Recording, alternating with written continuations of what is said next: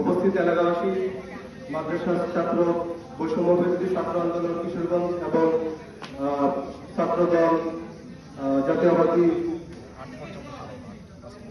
BNP, Jamaat ইসলাম সহ এখানে যারা উপস্থিত আছেন সবাইকে অসংখ্য ধন্যবাদ এবং এলাকাবাসীকে ধন্যবাদ এত সুন্দর আয়োজন করার জন্য।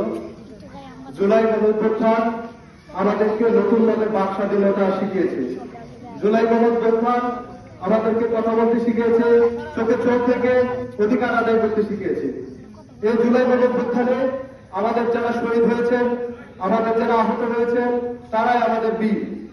আমরা যারা বর্তমানে কথা বলতেছি, আন্দোলন করতেছি, আমরা আসলে তাদের রক্তের উপর দাঁড়িয়ে আছি। তারা যদি রক্ত না দিত, তারা যদি রাজপথে না নামতো, তারা যদি আন্দোলন না করতো, তাহলে আমরা এখানে দাঁড়িয়ে থাকতে পারতাম না।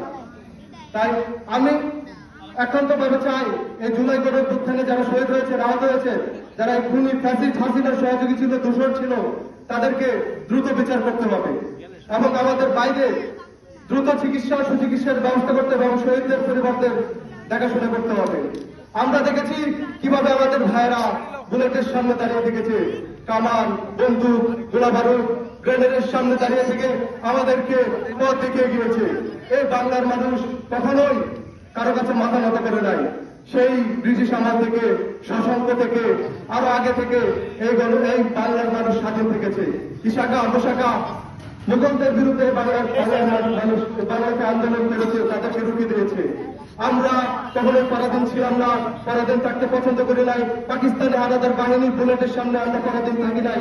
আমরা মুক্তিযুদ্ধ আমাদের বীর মুক্তিযুদ্ধেরা আমাদেরকে স্বাধীন করেছে। এই 24-এর গণঅভ্যুত্থানে যখন দেখেছি আমরা শাসিত শোষিত হয়েছি, যখনই দেখেছি আমাদের ভাইদের, আমাদের অধিকার, আমাদের কথা বলার স্বাধীনতা, সংবাদ মাধ্যমের স্বাধীনতা, সর্বোপরি আমাদের অধিকার ধ্বংস করে দিয়েছে, আমাদের অধিকার কেড়ে নিয়েছে, তখনই আমরা গর্জে উঠেছি, আমাদের বাইরে গর্জে উঠেছে। আমরা দীর্ঘদিন ধরে রাজপথে আন্দোলন করেছি ফ্যাসিবাদের বিরুদ্ধে। এই 24-এর গণঅভ্যুত্থান একদিনে হয়ে যায় নাই, একদিনে গড়ে ওঠে নাই। আমরা দেখেছি জাতীয়বাদী দল বিএনপি, জামায়াত ইসলাম সহ বিগত রাজনৈতিক দলগুলা 15-16 বছর ধরে কিভাবে তারা দুর্বিষহ জীবনযাপন করেছে, কিভাবে তারা রাজপথে আন্দোলন করেছে, কিভাবে কর্মীগণ দাঁত কেটে রাত কাটিয়েছে। তারা এই দুঃস্মৃতি তারা বুঝতে পারবে না। আজকে যারা লেজু করতে চায়, আজকে যারা আওয়ামী লীগকে পুনর্বাসন করতে চায়, আমি তাদেরকে বলতে চাই, আপনারা আপনাদের অতীত স্মৃতি ভুলে যান না। এই আওয়ামী লীগ কখনো বাংলাদেশের মানুষকে ধারণ করে নাই, এই বাংলাদেশকে ধারণ করে নাই। তারা দিল্লির দাসত্ব করেছে, তারা বাংলাকে দিল্লির একটা প্রদেশ হিসাবে গড়ে তুলতে চেয়েছে। আমরা এই বাংলার মানুষ ঐক্যবদ্ধভাবে দল মত নির্বিশেষে কখনোই সেটা হতে দিতে পারি না। আজকে এই কিশোরগঞ্জ বীরের ভূমি, ইশাকার ভূমি, আমরা চাই না এই ইশাকার ভূমি আবার পরাধীনতার শৃঙ্খলা আবদ্ধ হোক। ইশাকায় যত উন্নয়ন হবে, ইশাকার মানুষের জন্য হবে, কিশোরগঞ্জের মানুষের জন্য হবে এবং সারা বাংলার মানুষের জন্য হবে।